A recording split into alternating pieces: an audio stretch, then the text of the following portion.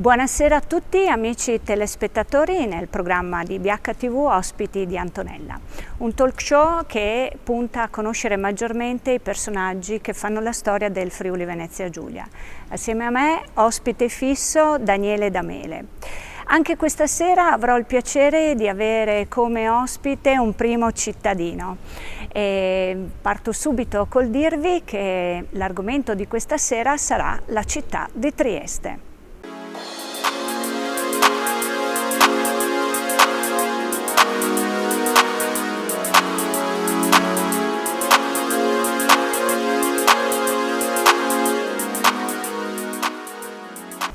Il nostro ospite di questa sera è il dottor Roberto Di Piazza, imprenditore, politico, è stato consigliere regionale, è stato sindaco di Muggia, sindaco di Trieste dal 2016, dopo esserlo stato per 2 mandati dal 2001 al 2011. Buonasera sindaco. Buonasera a tutti gli ascoltatori. Signor Sindaco, lei a 16 anni ha iniziato a lavorare in un negozio di alimentari e questo settore l'ha stimolata per aprire la sua indole imprenditoriale fino ad arrivare a 27 anni aprendo il suo primo negozio. Certo. Vuole raccontarci un po' di questa avventura? Beh, dovrò scrivere un libro quando non farò più il sindaco, ormai sono 20 anni che faccio il sindaco, ma prima o dopo finiremo anche questa avventura straordinaria. Per i ragazzi, perché ho cominciato a 15 anni, 16 a lavorare e figurati, in quella volta mi ricordo prendevo 1500 lire per settimana e la benzina costava 165 lire al litro, tanto per darti le proporzioni. Poi naturalmente ho continuato lì, poi sono andato con Bosco, sono diventato direttore da Bosco e poi naturalmente come tutti mi sono messo a 27 anni, era il gennaio dell'80, ho aperto il mio primo negozio, poi ne ho aperti uno dietro l'altro, a San Rocco, quello dietro a Muggia, dietro la marina a San Rocco, pensa abbiano dato il più alto reddito a metro quadrato. Alla Fortezza da Basso a Firenze mi hanno dato la medaglia d'oro perché lì avevamo fatto numeri importanti, anche perché arrivavano dall'est europeo in quella volta il sabato, ti ricordi Daniele? E come no? 100.000 acquirenti d'oltre confine, insomma, io ho visto dei momenti entusiasmanti nella mia vita. Brutto dirlo oggi, ma devo fare la battuta. Sai qual era il problema di gestire i supermercati? Qual era? Contare denaro alla sera, perché era talmente tanto. C'erano i dinari, i marchi, il franco svizzero, tutte le rimesse dei lavoratori jugoslavi venivano portate a Trieste e alla sera c'era ancora la possibilità di avere il conto estero, in quella volta sai che versavi in valuta. Però il problema in quella volta, dico brutto in questo momento così drammatico della nostra vita, però il problema era veramente contarli. Gli era meglio con Jerimo Putei?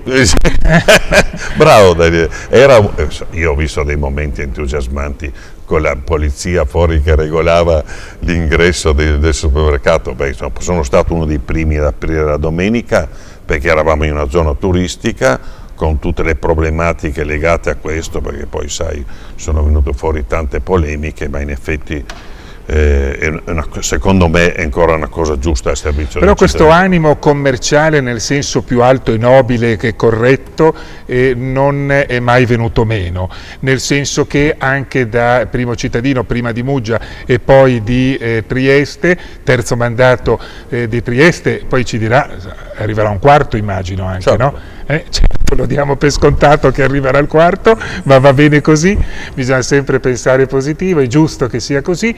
Ecco, questo animo di promozione della città, di far sì che la città venga conosciuta nel mondo, è sempre stato nella tua indole, nelle tue corde. Innanzitutto io tratto i miei cittadini come clienti per deformazione professionale, è sicuramente una cosa vincente.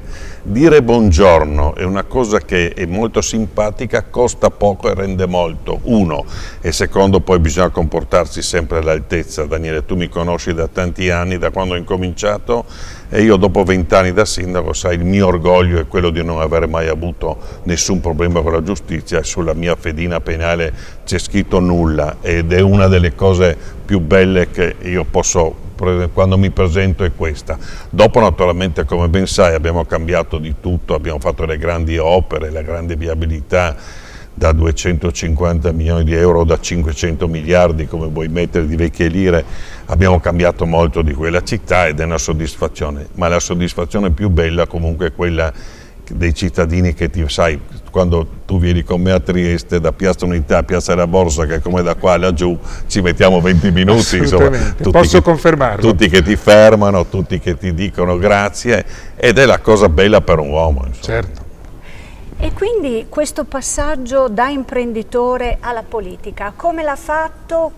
C'è stato qualcosa in particolare che l'ha spinta a fare questo salto? Innanzitutto dobbiamo far ridere i cittadini, perché io sono diventato sindaco che non sapevo che c'era la giunta del consiglio, perché mi arriva l'amico Roberto Antonioni e mi dice: ti candido a Muggia, tanto non vinci perché lì c'è da 50 anni la sinistra. E io ho fatto la mia campagna elettorale e poi vinco contro Giorgio Rossetti, vi ricordo che era 2 volte europarlamentare.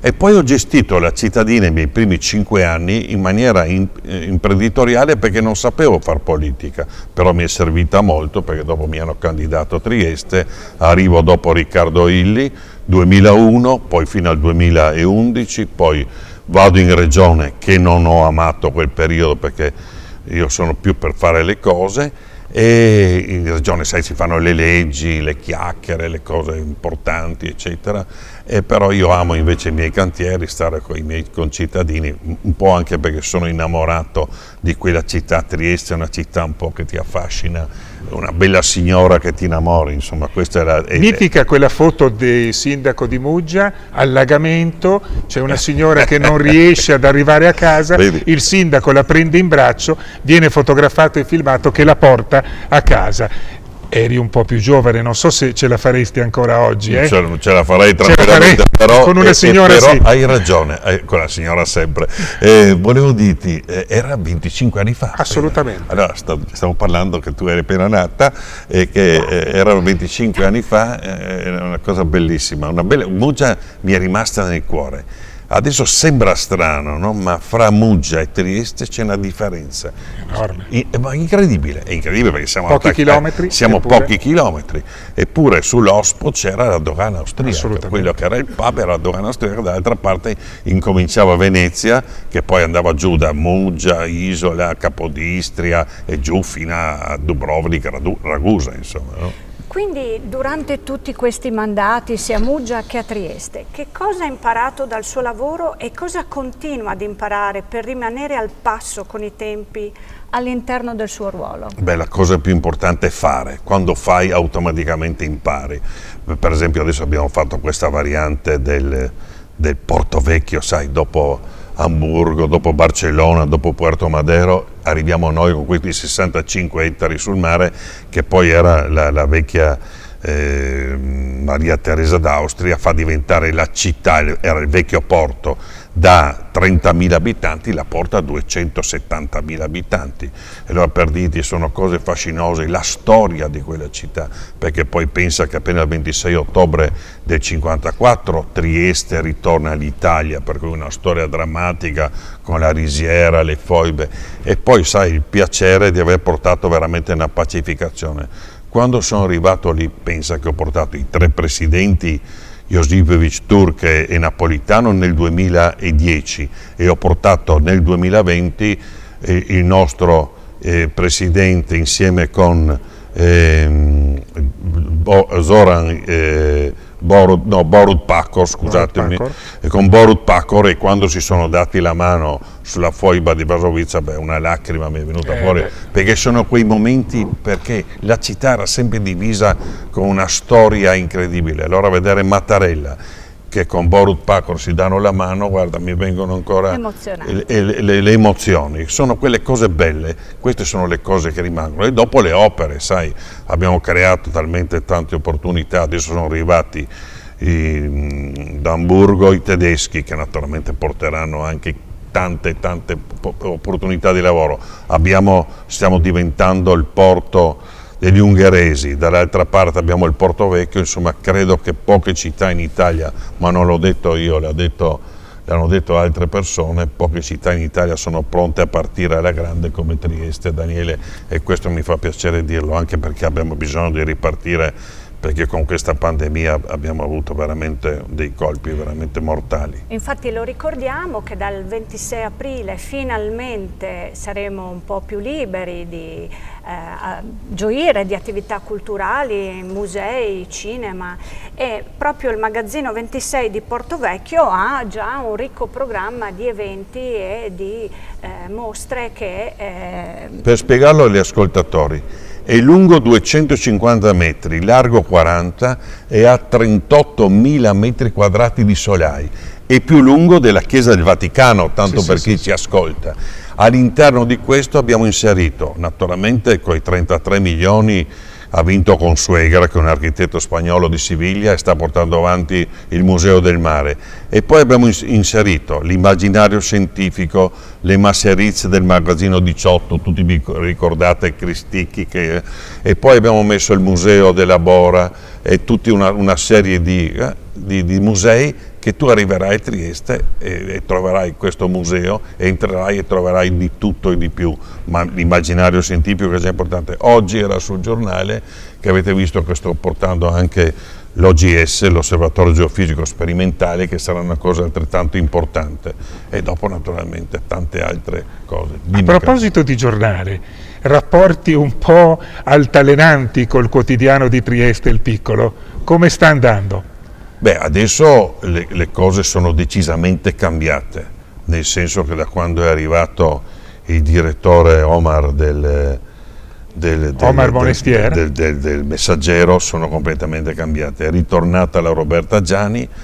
Questi non si sono resi conto, quelli del Piccolo di prima, che da 40.000 coppie erano arrivate a 17.000 con Gorizia e Monfalcone. Allora uno si rende conto, se tu non hai più ascoltatori, dico prendi dei provvedimenti.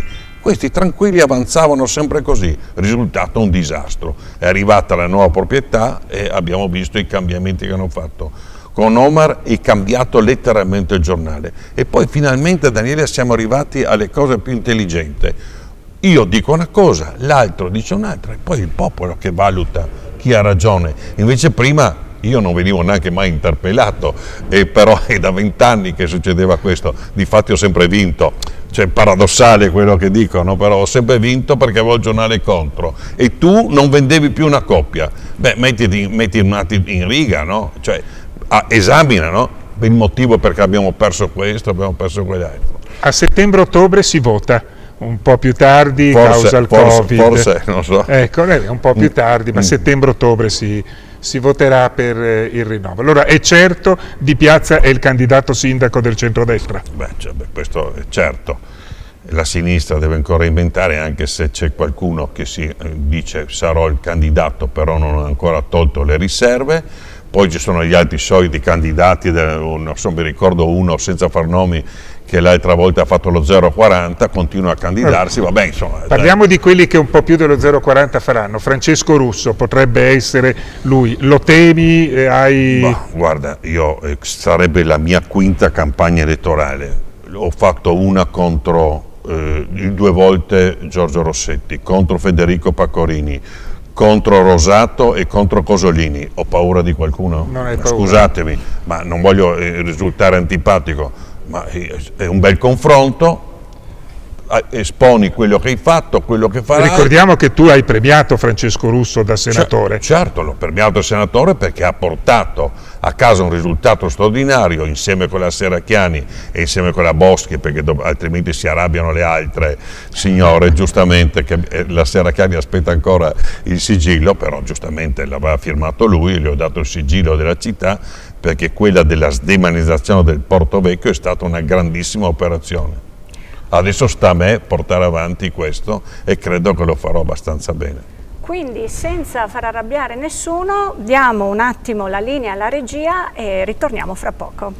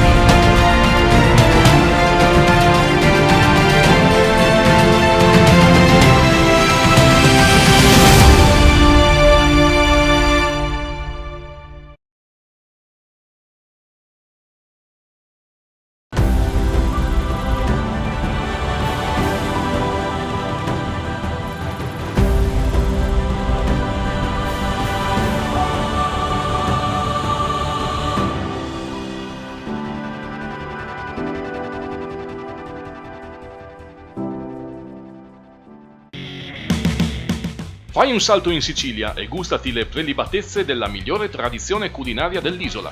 Al bar Trattoria Ippolito a Cividale del Friuli trovi cannoli di ricotta, arancini, vini dell'Etna, nero d'avola spumantizzato, marsala, ricotta di pecora. E per il pranzo della domenica ti offriamo il menù completo, dall'antipasto al dolce, a soli 29,90 €. Bar Trattoria Ippolito in via Gagliano 64 a Cividale del Friuli. La migliore cucina siciliana nel cuore del Friuli.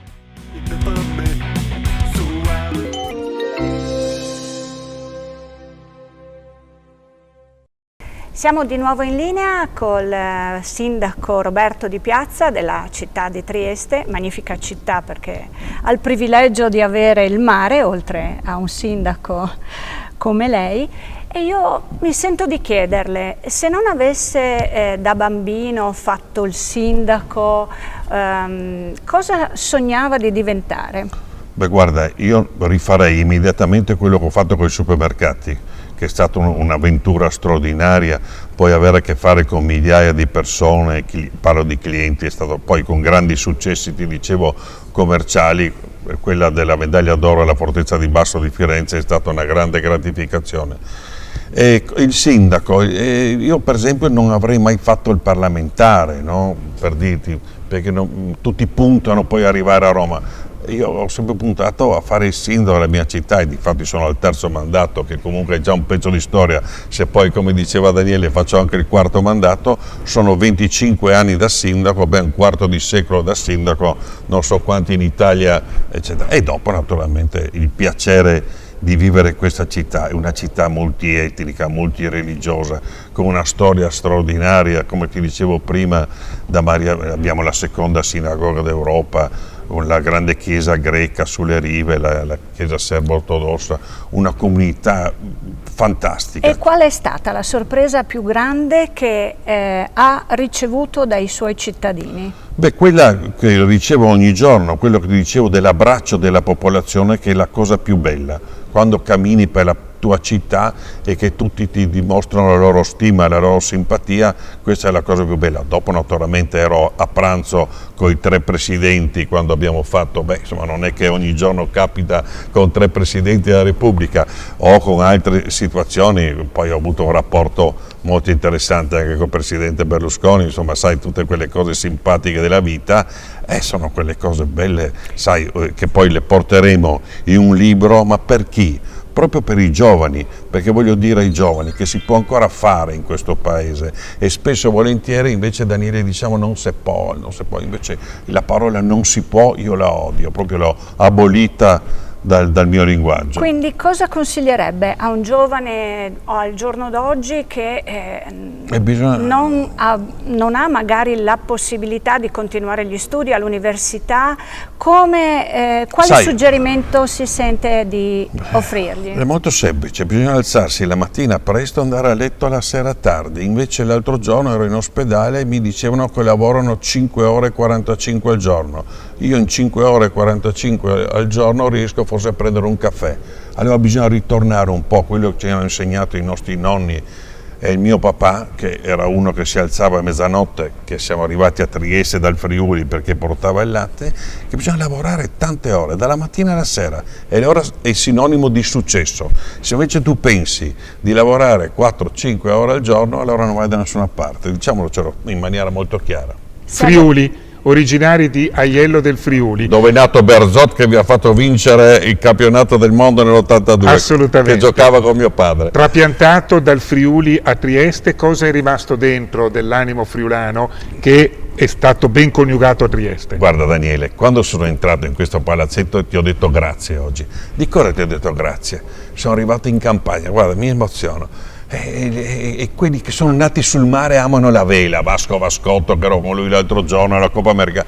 Io come arrivo nel mio Friuli, sai, mi ricordo quando andavo a caccia sopra lì a Cormons, perché in quella volta tutti compravano in pianura, che era molto più importante, e nessuno andava in collina per ovvi motivi, che era più difficile. Oggi la collina vale l'ira di Dio, pensiamo al Coglio, pensiamo ai colli orientali.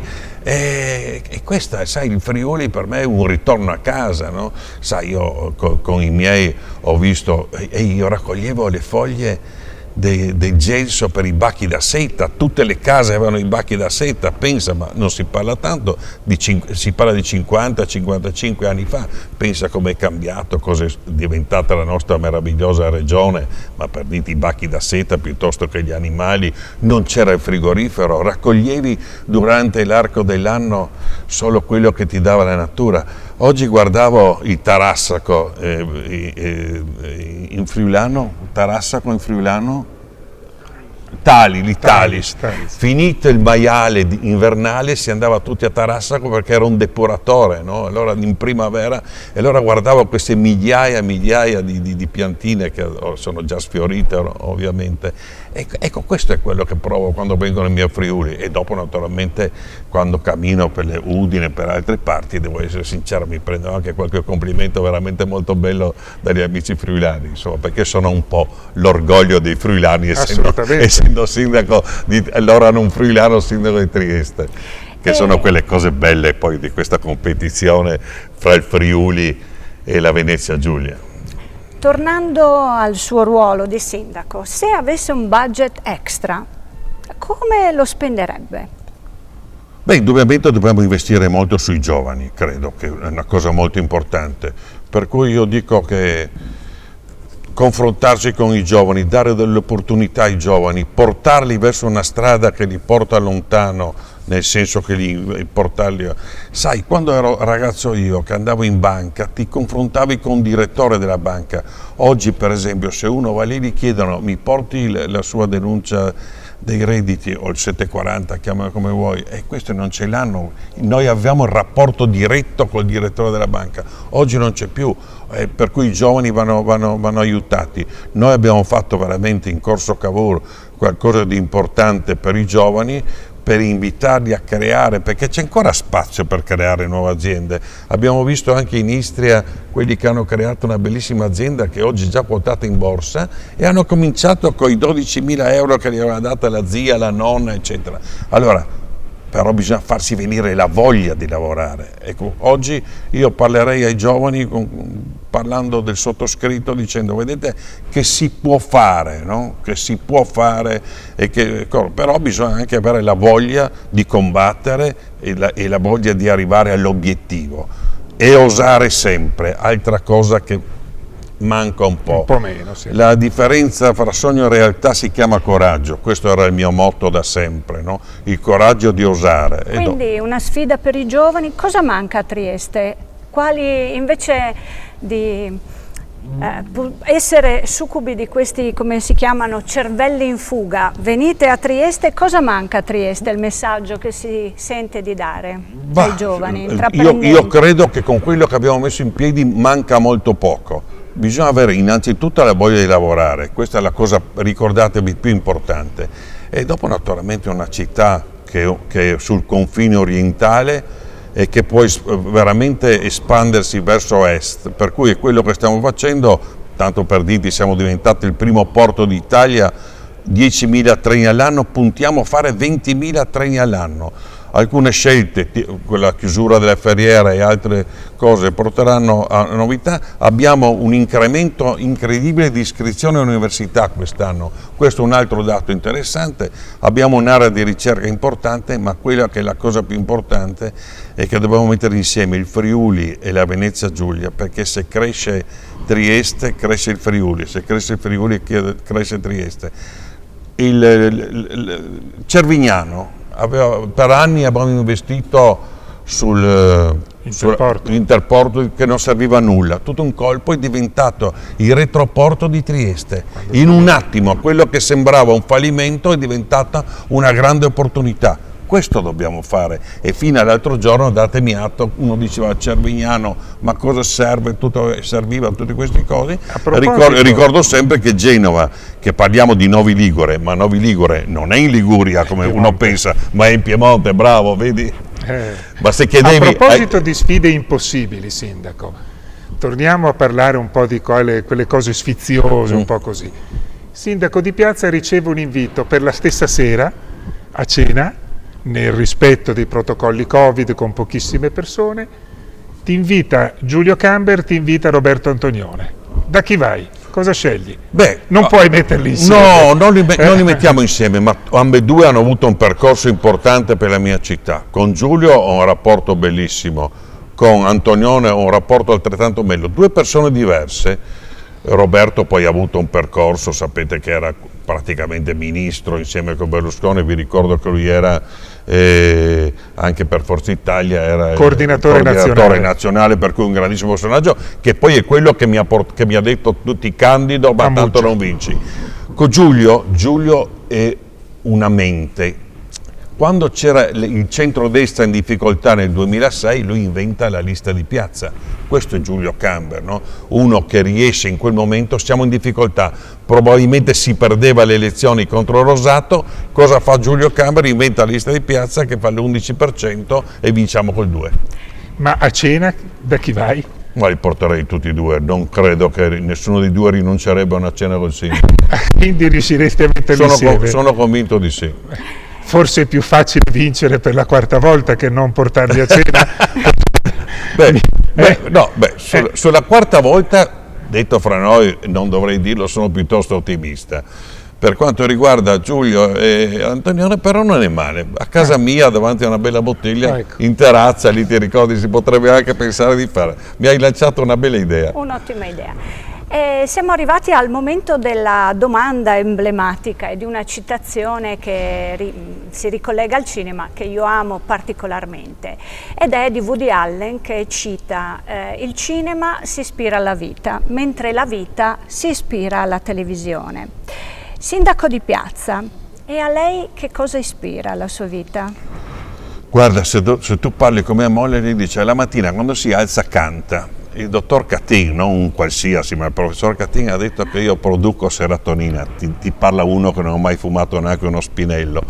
La vita, quando ti alzi la mattina, anche perché abito in un posto fantastico sopra il castello di Miramare, che vedo questa natura, che vedo tutto questo Walt Disney, perché ci sono gli scoiattoli, i caprioli, cioè uno si alza la mattina, è un film. Se dopo pensi a quello che sei riuscito a realizzare nella vita, per te, ovviamente per la tua famiglia, per mia moglie, eccetera, insomma, obiettivamente è un momento fantastico della mia vita in questo momento, come ti dicevo prima.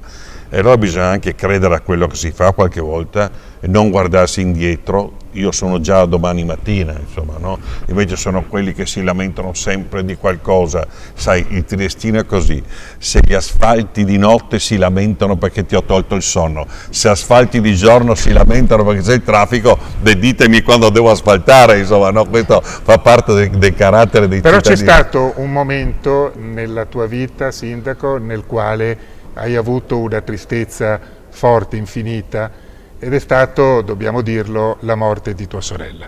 Questo ci accomuna, purtroppo abbiamo avuto ambedue questo momento, ecco, e lì ci si riporta con i piedi per terra su tutto, e lì capisci veramente molte cose, no? Mi spiace ricordarlo, ma il sindaco Roberto Di Piazza è una persona umana, e in quell'occasione io ricordo appunto dato... Mi eri vicino, ero sindaco, pensate, da 27 giorni. Infatti. Ti ricordi, eravamo insieme, ricevo una telefonata e mia sorella non c'era più. È stato credo l'unico momento drammatico della mia vita, perché poi papà se n'è andato 2 anni fa, ma come dicevo prima ne aveva 97, allora ho pianto perché è il babbo, però ecco, mia sorella era giovanissima, poi era sempre entusiasta, avevamo fatto la campagna elettorale insieme, era orgogliosa che ero diventato il sindaco di Trieste e mi è mancata. Una persona di una brillantezza incredibile. E posso dirvi, è l'unica volta che ho perso nella vita. E ho perso una persona che mi amava in maniera incredibile. Però tu ci credi che lei è da lassù?